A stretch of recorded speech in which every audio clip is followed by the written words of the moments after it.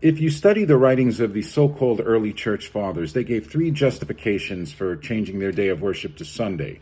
Number one, it was the day God created the world.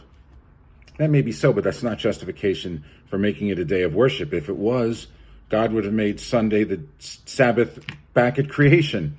Second reason they give, which back then was only a secondary justification for Sunday worship. It has since become the primary justification, but back then it was only a secondary justification, is that Sunday was the day Christ rose from the dead. Now, the Bible seems to indicate he rose from the dead on the end of the Sabbath, late on the Sabbath, but be that as it may, even if Christ did rise on a Sunday, it's not justification for making it your new Sabbath.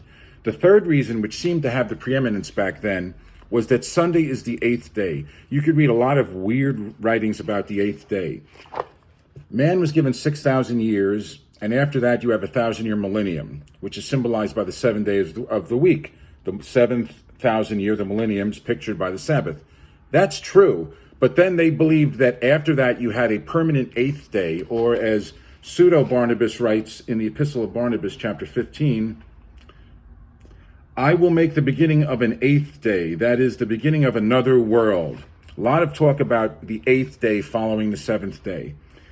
Indeed, Justin Martyr, in his Dialogue 24, said that, quote, the eighth day possessed a certain mysterious import which the seventh did not possess, end quote. Reading that from Bakiochi, From Sabbath to Sunday.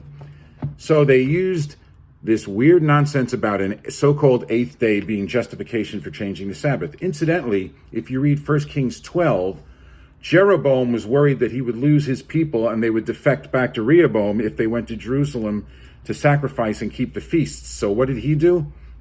As a substitute for the Feast of Tabernacles, which was in the 7th month on the 15th day of the month, he created his own holiday in the 8th month on the 15th day of the month. You can read that in 1 Kings 12, verse 32.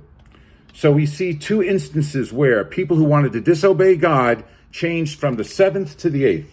Interesting. Peace all.